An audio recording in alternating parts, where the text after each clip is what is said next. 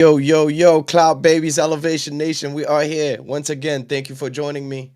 My name is Tony Remy. We are here because Cameron's Punisher interview is blowing up for all the wrong reasons, Cloud Babies. So if you don't know who the Punisher is, he's one of the escorts that Cassie and Diddy used to hire to participate in the freak off. You know what I mean? So he went to Cameron's podcast and spill the beans. Now, Cameron is getting a lot of backlash for it because of the wild questions he was asking. And I don't understand why we did not expect that. It's Cameron we're talking about. So, of course, he's going to make it funny. He's going to ask some wild questions and stuff like that. But people are not having it. We're also going to talk about Diddy paid $100K to destroy the hotel evidence. So we're going to get straight to it. It's already past a minute, so let's get straight to it. Yeah, Cameron was wild for this, but still. Those are valid How was questions. that pussy, though? I mean, bro, even if it was fire. Bro, was the pussy good for your family? Let's stop with political shit. We was Harlem time, my nigga. You 39th Street on 40th. Was the pussy, how was that pussy, my nigga? Bro, I'm going to be honest with you, man. I couldn't get there, bro. Okay. Like, I got a dude pacing back and forth, beating his joint. You know what I'm saying? Yeah. My peripherals, my spider senses is wilding. You know what I'm saying? And especially when I found out it was Puff. When I found out it was Puff, it got all the way worse because if you grew up in Harlem, if you grew up in that era, I can't validate it, but everybody knows there's rumors, right? There's rumors that he could be, interested in dudes. So the whole time I'm semi-paranoid. Like I wrote in my book, bro, for real. I got a hearing problem. Right. And sometimes when he would give her direct, it's crazy, right? He already wrote a book. He's already monetizing from this whole situation. Directions, I would hear like something completely different. Like he'll say, yo, I like the position you in. And I'm like, yo, did he just say, I wish I could penetrate him? Like, I'm hearing, you know what I'm saying? Like, I'm hearing, like, yo, hold up, wait, what did you just say? Like, so basically, you never could get comfortable because. So let's just be clear and get the elephant out the room for the audience. You're not gay? You're saying? Absolutely not. Bro. Right. So I was reading that in the beginning, you didn't even know what was going on or that it was even Puff was participating. Could you explain your first time going to one of these events? Yeah, so I really believed they were a married couple. Like when I got there, I didn't recognize Cassie. Right. Like I saw her face, she looked familiar, but honestly, when I saw her, I thought she was Megan Good. Right. Like if I was gonna pin her, I was like, yo, I think this is Megan Good. But then when I looked on the Google, Megan Good was much thicker. So I couldn't really figure it out. So, and then when she said her husband, when Puff walks out, to finally, do his voyeur thing and see what's going on. So hold on real quick. It didn't start with Puff in the room. Nah, it never started with him in the room. Okay. It would only be me and her. And she said at some point, her husband's going to walk in and I'm not supposed to acknowledge him, look at him, act like he's not even in the room. Right. So we'll be like on the couch, let's say on one end of the room, and then like on the far end of the room, it'll be like a table with a chair. And eventually he'll come in the room and like sit in the area, of course, the room, like watching, and we're supposed to act like he's not there. How often, pardon me, not how often, how long did it take until you realized that it was Diddy? Bro, like, I want to say like over a year. Get the fuck out of here. A whole year? Why? So let me, how long, okay, let's, I want to stick to that for a second, but how long did you know till it was Cassie? So the minute I found out it was Diddy, that's when I knew it was Cassie. So it took a year for you to find out for Cassie as well?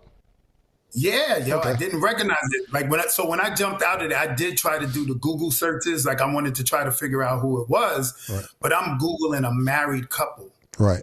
So every result I'm getting is not leading me to the right places because they're not married. Got you.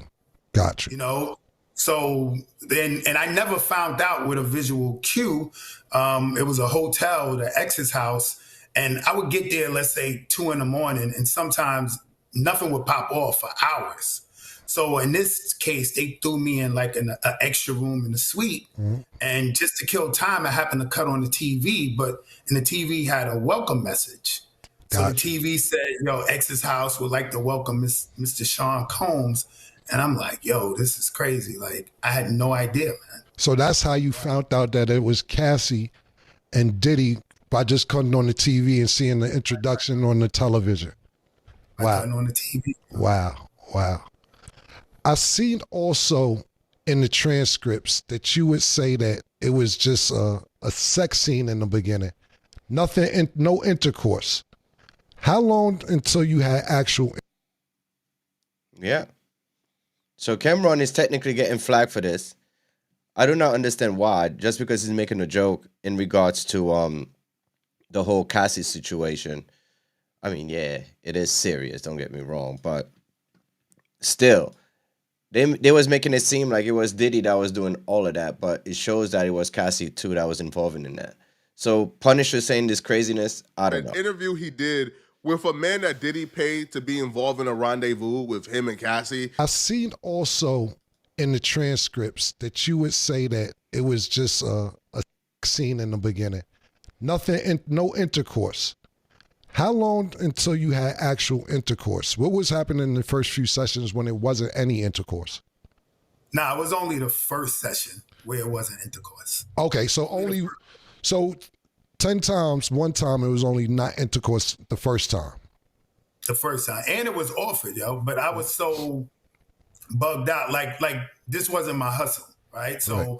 I'm really in there thinking this is a married couple and they want to do some voyeur scene. Mm-hmm. So we did the set up on the couches, the baby oil rub down or whatever. And then at some point, Baby oil. They always have jumped baby up. I didn't oil. know it was him. He left the room. She left the room to talk to him, and she came back like, "Yo, that was perfect. We happy. We good." And then she said to me, "Yo, do you want to finish?" Meaning, I guess, do I want to bust a nut? You know what I'm saying? Right. And my first example, I'm trying to be professional. Like, I'm like, nah, I'm good. Like, if y'all good, I'm good.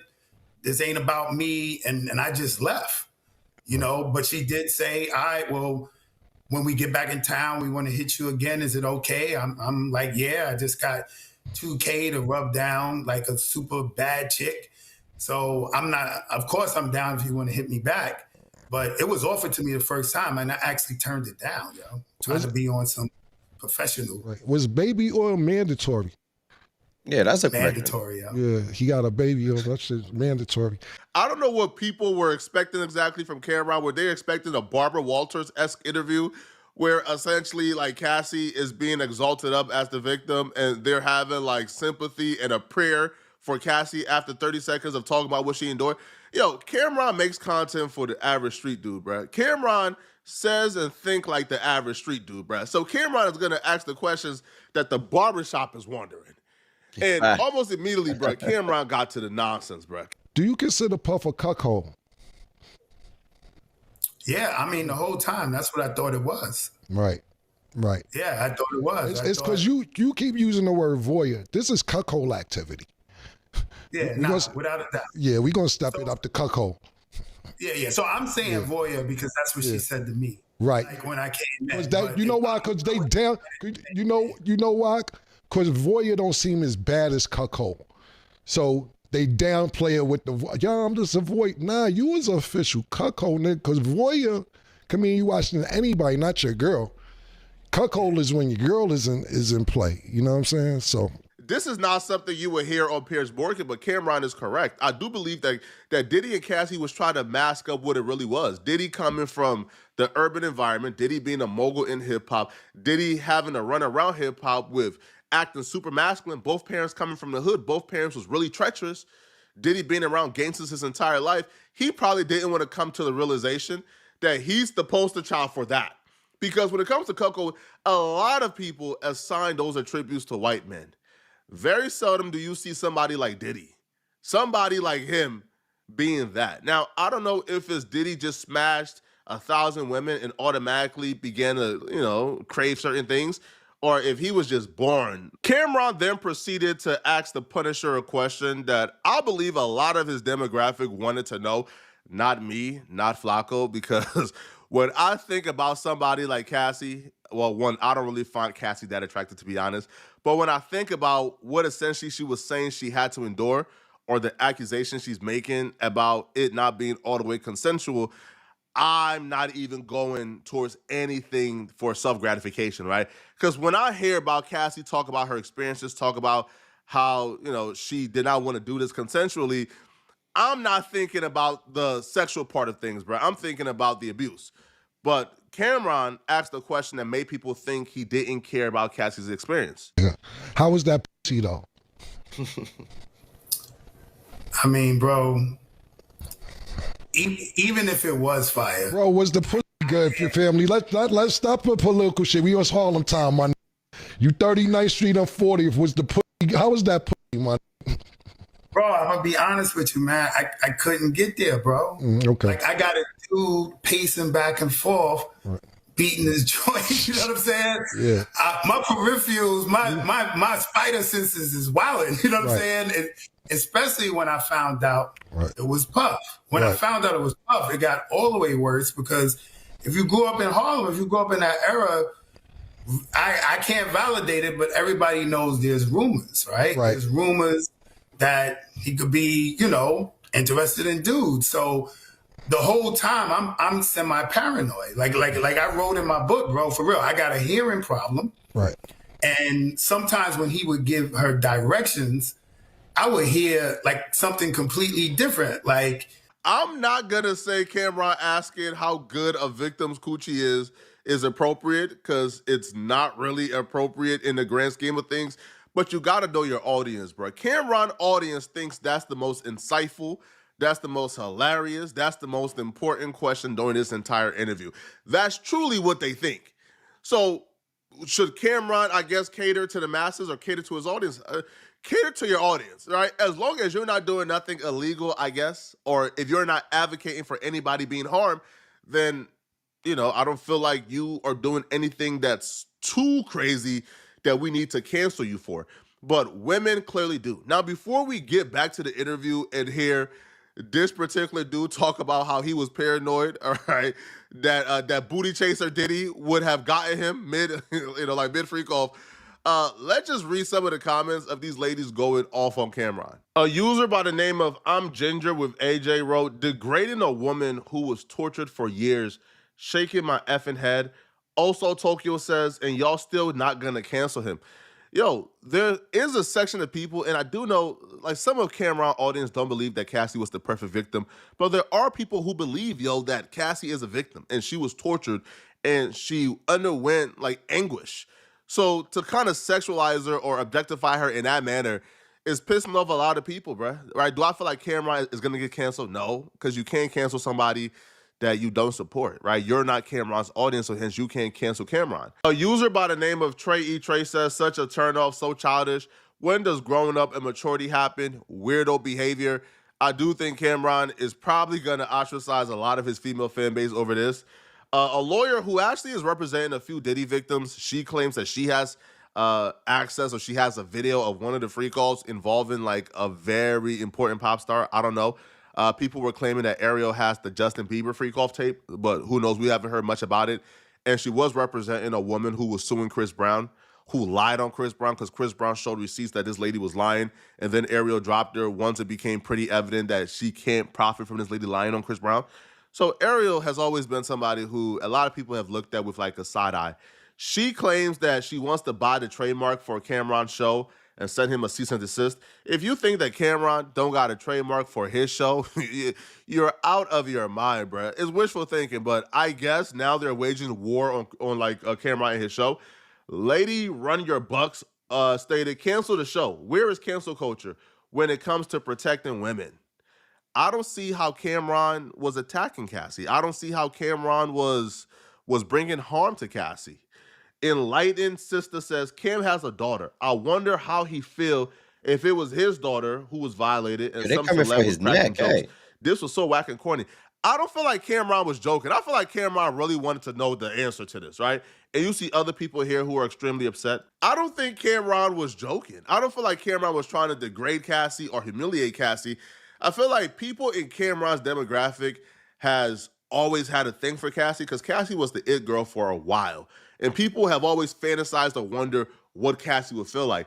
So people like Cameron or people with, a similar mindset, his audience, his demographic, they wanted to know the answer to that question.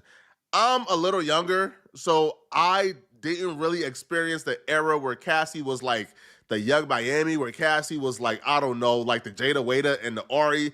I never got to experience that, so I never fantasized about Cassie. By the time I got older, Cassie really wasn't hot to me. But yeah, Cameron's demographic grew up fantasizing about Cassie, and they wanted to know. Now, this is some form of voyeurism, so maybe, I don't know, they could probably be accused of being cucks themselves, right?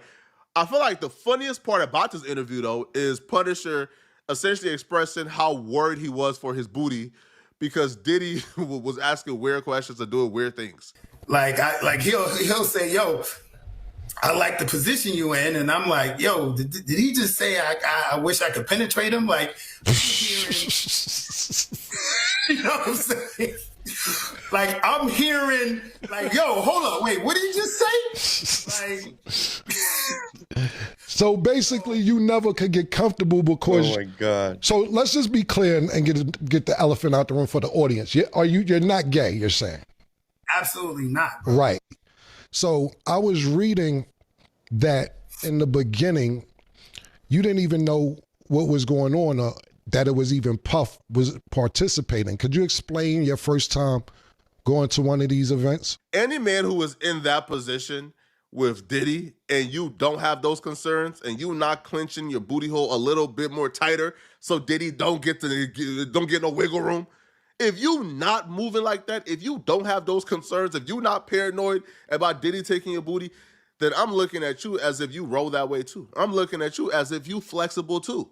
As if you doing tricks on it too. Because why would you be comfortable being, like that exposed in a room with Diddy, the diddler? Why? But y'all let me know, man. Do y'all believe that this will affect Cameron? So yeah, it's getting crazy anyway with the whole Diddy case.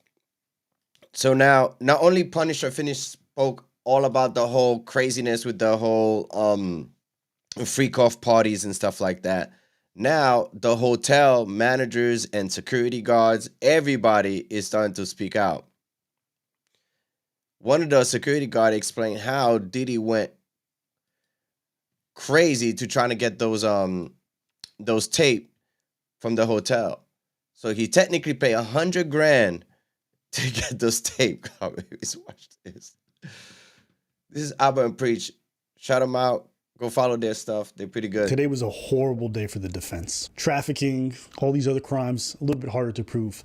What doesn't lie are financial records. And they got Diddy dead to rights when it comes to bribery and extortion. That something like this could ruin him. He wanted the video. He said if it got out, it would ruin his career. Mr. Gomes put the cash through the money counter. There were stacks of $10,000 at the time. The machine displayed at the end $100,000. Rico, which is racketeering. And also what my mom used to call me. Que rico. Wait, no, I've heard that in a porn somewhere. That's weird. God damn. The RICO Act is basically a law that they put in place to be able to combat criminal organizations like the mafia and different criminal gangs. Sean Combs is charged with leading a criminal enterprise involving employees and business entities under his control to engage in a wide range of criminal activity, including trafficking, forced labor, kidnapping, bribery, arson, obstruction of justice, and narcotics distribution. So anyways, today they get the bribery down. The reason why is they called in the hotel staff and the hotel security, Cassie tape, right? The one who went upstairs and stopped the whole thing from happening. So they brought this guy in. He didn't want to testify. He pleads the fifth. So obviously they give him immunity so he can't plead the fifth. If you don't know what pleading the fifth is, it's when you basically invoke your right, which is like the Fifth Amendment in the Constitution says that, you have the right to not incriminate yourself in any kind of court proceeding, right? So you invoke the fifth, that stops you from testifying. The prosecution wants him to testify, so they give him immunity, so there's no chance he can be charged. So now he has to testify. But that immunity does not count against perjury, meaning you cannot go on the stand and lie. He gets on the stand because not only does it implicate Diddy, but it implicates his employees. And remember, we're talking about a criminal enterprise. Was Diddy part or head of an organization in which multiple people were engaged in crimes in furtherance of said enterprise? And I think one misinterpretation that people have is they think like RICO only has to be about making money. It's not. Sometimes it could be a way to further set crimes. So let's say if Diddy's really obsessed with, specific set of crimes that he likes to commit, he wants to get away with. If an organization is colluding together, like multiple people are colluding together to help them make those crimes happen, even if it's not for financial gain, it could still be considered RICO. So AUSA is the person, basically it's the state. March 10th, 2016, which is the time where the attack on Cassie happened on camera. Where did you work on the day in question? The Intercontinental Hotel. I was told there was an incident involving Sean Combs. Did you see him there? Why was law enforcement not called? Garcia says Miss Ventura did not request it.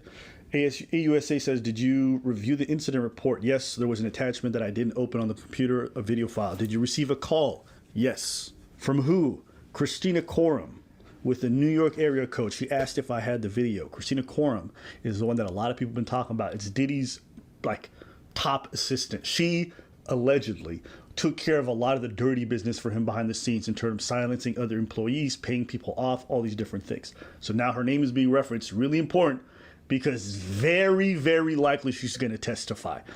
I'm suspecting that because she's the closest to Diddy, she's the one who's going to be flipped, and then that's really going to fuck him. But let's keep listening. Facts. What did she ask for? The video. She said Mr. Combs had been intoxicated and didn't remember exactly. What do you tell Ms. Coram? That she would have to talk to management. Did she reach out again? Yes, I got a call from Diddy the lobby. I got a call from the lobby. Diddy the lobby sounds crazy. I got a call from lobby. 6 in the morning, in the morning. What did she ask for? The video. How did you respond? That she had to talk to management or file subpoena. Did you tell her that you saw what you saw in the video? Yes, I told her off the record it's bad. Did you get another call? Yes, from a New York area code. It was Mr. Coram. She put someone else on the phone. Who? Mr. Combs. He asked, do you know who I am? What did you say? Yes, you're the diddler. He asked for the video. He said he'd been intoxicated. I told him I can't give him the video. How did he sound? He was talking fast, stuttering. He sounded nervous. Did you email management? Yes. The email I sent. Why is this important? Because beyond this man just testifying about the fact that he received a bribery, he has corroboration about the requests from them about that video. Again, remember this video didn't come out till years later. Yeah. Right? Yeah. Right. So Diddy's team hears there's an email. They go objection. The judge goes overruled. Oh, wait a minute. I want to hear this shit, bitch. Email as shown has Combs' phone number on it, not redacted. It says Combs, a.k.a. P. Diddy, says he is a patron and wants to talk to you. Did you get more calls from Miss Coram? Yes, on my personal number. Ooh. Hey, man, Miss Coram get a little freaky for Diddy.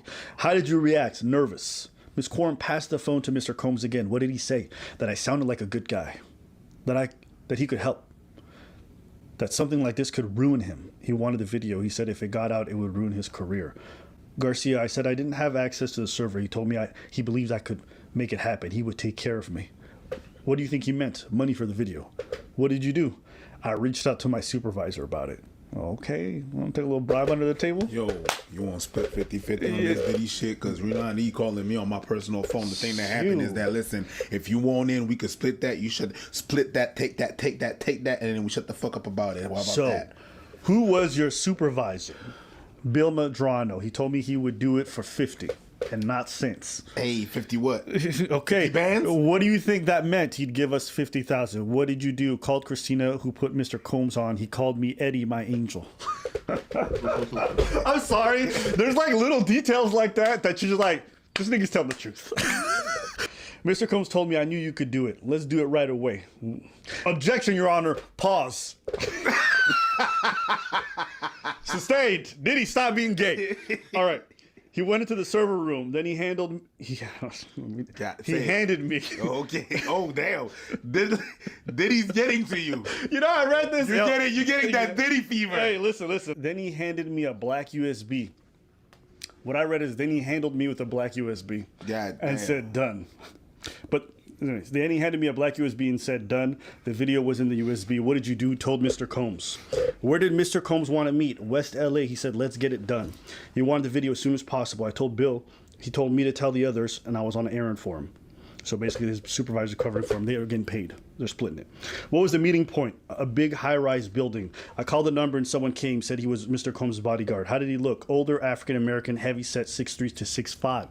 That is, if I remember, D-Rock. He's the man who's referenced a lot, went to jail for some time, ended up coming out becoming Puffy's bodyguard. But he was also implicated with Diddy. Biggie. Oh. Biggie, Diddy, was all these names. But it's important because I'm suspecting from everything that I've read that this man is either flipping on Diddy or he's a co-conspirator. My odds are he not wanting to go back to jail, so he gonna snitch on the man. But again, this guy was there for a lot of the crimes. He's allegedly the man who took Capricorn Clark, one of Diddy's assistants, brought her to a high rise, put her in a room, closed the door, and then she had to do a lie detector test for 5 days straight. And basically they're saying, if you don't pass this test, because they suspected she stole some jewelry, if you don't pass this test, we're going to throw you in the East River. Again, these are threats of violence. Really important stuff, because if he ends up corroborating what any of the testimony came from before, they got Diddy on him. RICO charges. Now, everyone who's part of the conspiracy, even if they didn't commit every crime, is going to jail if the DA is pressing charges against them. So it's in their best interest to flip. You're looking at 20 years. 20 years in federal prison. And federal prison is not like state prison or anything of the sorts, because you don't get parole. You're flipping. At best, you might get 15% of your sentence shaved if you have good behavior. That's at best. But generally speaking, this man is looking at 20 years in prison, and that's why they're going to flip. What did he say? That he kind of came up with Mr. Combs, that he was a good guy and I was doing a good thing. Mr. Combs was smiling, called me Eddie, my angel. My voice was crackling, so I said I was coming down with something. Mr. Combs said, Christina, to go get me some of the tea that he liked. And then he asked me, do you have it? I said, yes, and handed it to him. What did he do? He left, came back. He asked if it was the only copy, and you said, I believe so. Mr. Combs said it had to be the only copy, nothing in the cloud. I called Mr. Medrano and he said it was the only copy. He took it off the server. What else did you say? That if Cassie filed a complaint, I could only get in trouble. Garcia, Mr. Combs said, don't worry. Cassie wanted it gone too. He called her on FaceTime and showed me. She was in a hoodie, but I recognized her. What did Ventura say? That she had a movie coming out and wanted this to not come out. He wanted my ID and that Mr. Medrano and the responding officer, Mr. Flores, but he was a very straight guy and probably wouldn't do it. I told Bill. What did Medrano say? We'd get Henry Elias, the other responding officer. Back to what I was saying. So when it comes to this case, the fact that they have so many witnesses, big donk for the prosecution.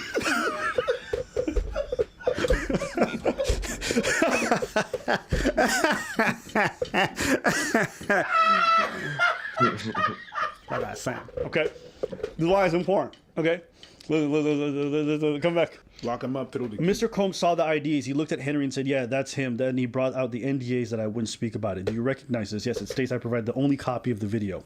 Did you read it? No, I was serious. No, I was nervous. And were you given a copy? No. And the NDA, what were the liquidated damages? $1 million. Meaning if you violated the NDA, he would have to pay a penalty of $1 million. How much were you making? $10.50 an hour. Then what? Mr. Combs put the cash through the money counter. There was stacks of $10,000 at the time. The machine displayed at the end $100,000. Why the additional $50,000 for me and what he thought was Israel Flores? How did Mr. Combs give you the $100,000 in a brown paper bag? Was the bodyguard there? Yes. It was Mrs. Coram present? Yes. You see why they're asking this question? They're putting these two individuals at the scenes of the crime. Why? Because they're fucking flipping. And if I work for Diddy and I'm looking at 20 years, I'm flipping too. They are flipping. Mark my words. I told you motherfuckers, he's going to jail. I just don't know how long. Yo, would you guys take the money? Would you guys take the money? $100,000 to destroy that tape for Diddy. Hit the comment section. I'm certain these bitches is flipping. Yeah, they are. Mr. Combs escorted me to my car. He asked how I'd spend it. He said not to make any big purchases. What did you do? Called Bill Medrano, gave him 50. How much to Mr. Elias? 20. What did you do with your 30? Bought a used car with cash. So he did. Paid his manager 50, took 30, which I will say, this is a good man. Yes. You want to know why it's a good man? Because he told his manager that I got an extra 50. Yeah. Oh, nigga, if it's me and I'm being crooked, I would never take the bribe personally. But if it was, I wouldn't. Not for that. I wouldn't take it for that. 100 grand? Nah, hell no. We're doing it. Like, there's certain things I'm very capable of. I'd admit it. That's not one of them. I know. But he had an extra 50, told the manager the truth, and gave the money to the cop. Which, you know what the thing is? It's actually good. Why? Because that proves that he's in his disloyalty loyal. Yeah. In the way that he's in his crookedness. Yeah. He's actually stands on his words. To a degree. I think to a degree. Did you hear from Mr. Combs again? Yes, he called me and told me Happy Easter if I ever needed anything. Yeah, did you ever reach out to him later? Yes, a few years later via Instagram. I asked if there was work in LA. I never heard back. The little thing was like Happy Easter. People think that's insignificant. But when you run a criminal organization and when you're engaged in this kind of stuff, you're constantly paranoid. You're constantly thinking of where are my weaknesses. And what you do is you message people, you look into little things to put out feelers to feel if there's anything that's suspicious or off. So why would he ever send this man many years later a Happy Easter? It's probably he's feeling nervousness about the shit that he's done. And he starts messaging random people. Yeah, because you think back on it. Especially when the anniversary of whatever the hell you did comes up. Mm-hmm. It's like, oh shit, I did help that dude and he did. Let me make sure we're still on good terms. Hey, Yup. Yeah. Shit. Happy Easter. Huh. Mr. Flores, did you see the video again? Yes, on a news outlet. Mr. Flores messaged me with a screenshot. Did you keep the messages? No, I wanted nothing to do with it. This is when the video first came out 2 years ago. Were you contacted by law enforcement? Yes. Did you tell the truth? No, I wanted nothing to do with it. Did you get your own lawyer and then tell the truth? Yes. No further questions? Mr. Steele. Sir, you were in the condominium unit with Mr. Combs and the others and received double what your boss was requesting. Fair? Yes. You told your boss because you're honest, right? Yes. You asked Mr. Combs for work? Yes. Let me show you the NDA. Under NDA, you can't speak, is my understanding. It says nothing prohibits truthful statements in legal proceedings. I see that. You weren't law enforcement? No? No. I have nothing further. Redirect. This is when the AUSA comes back. He goes, Para 4, can you read it? Can you read it after, however? And Garcia says, yes. Notify company to allow company to prevent disclosure. So you'd have to notify them first. Yes. Objection overruled. Now, why is this important? Because the defense made it sound like, well, Mr. Combs didn't stop you from telling the truth, did they? He's like, well, the way I understood, but is it in the contract? No. Good. So he's trying to make it sound like Diddy's not stopping you from going to tell the truth.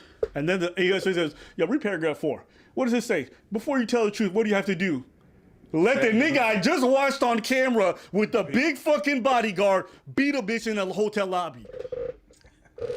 I'm telling you, this witness is probably one of the most important ones right now. During a search at Miami Airport, law enforcement seized 2 cell phones from Christina Coram. She's his right-hand man. And what did they find on those 2 cell phones? Read this. 24 contacts were located on one of the phones, including, in quotations, Eddie, my angel.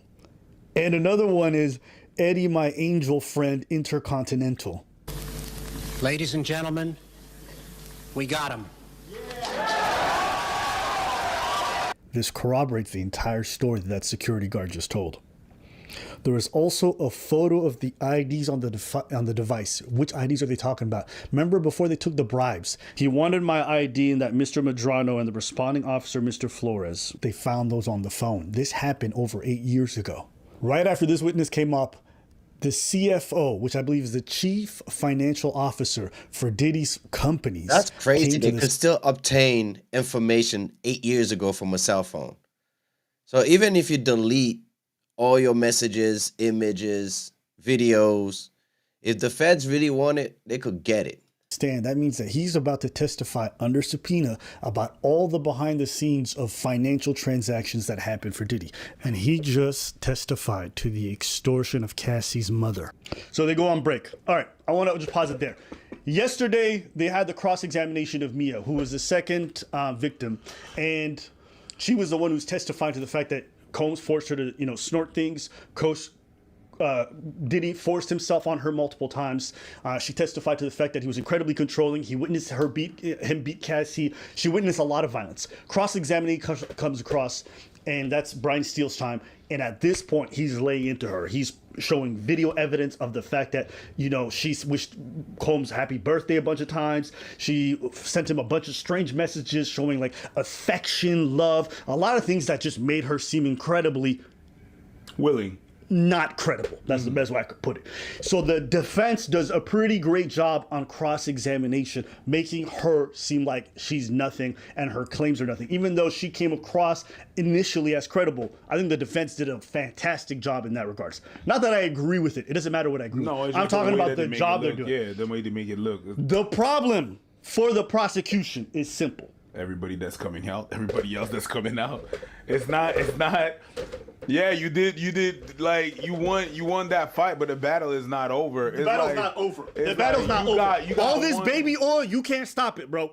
I'm serious. All this baby oil, like when a nigga does this, he going to jail. You know what I mean? When a nigga does this,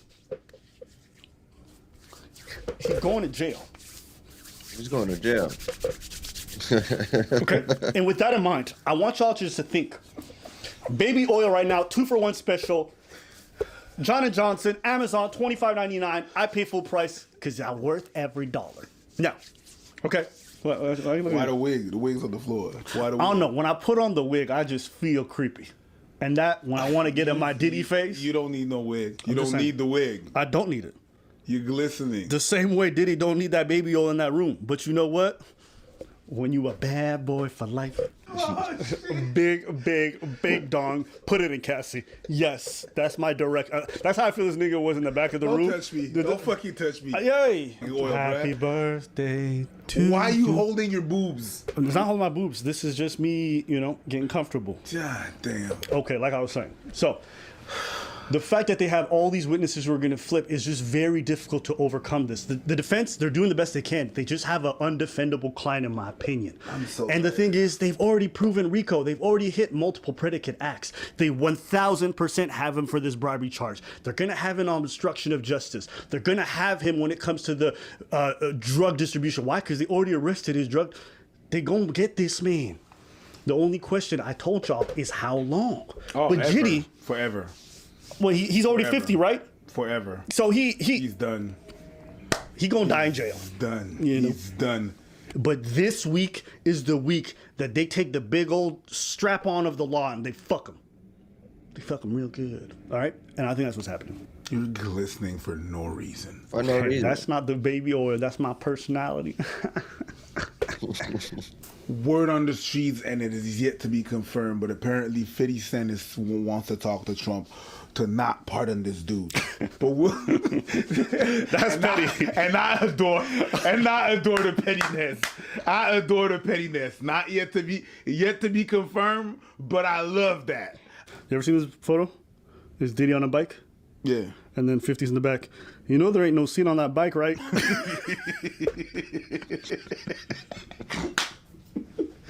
Oh my God! Shout out to 50. You have to say in hip hop. 50 is a clown, like I love 50. And everything that 50 says, you need to watch that. Someone needs to investigate everything he says. Yep. Everything he claims, you need to go and check it. 50 Cent is the Simpsons of the rap game. Yes. The way the Simpsons predicted a lot of shit, 50 doing the same. The feds, when they come for you, it's like an avalanche. This is why I was telling people like, there's no case or whatever. I'm like, you guys have to understand what a federal prosecution means. This is not a state prosecution. There's a reason why their conviction rate is high. There's a reason why they're going crazy. People are like, I don't see RICO. I'm telling you, it was very obvious when you read the indictment, the kind of proof they had and who they had flipped. Only one he has a chance on is the trafficking. And that's important because it probably carries the highest charge. You're talking about a minimum 20 years. But the RICO conviction? It's done. Oh! It's done.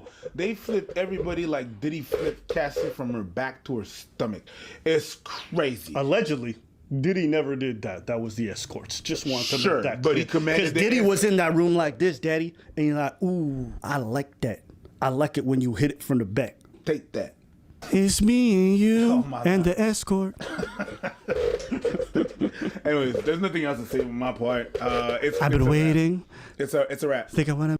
Yeah, it is a wrap. Yeah, so what do you guys think? Diddy's going crazy. Cameron is getting backlash. Cassie is going I mean, I won't even talk about it. I don't want to get canceled. I didn't even start yet. All right. Clout Babies anyway. Thank you so much for tuning in.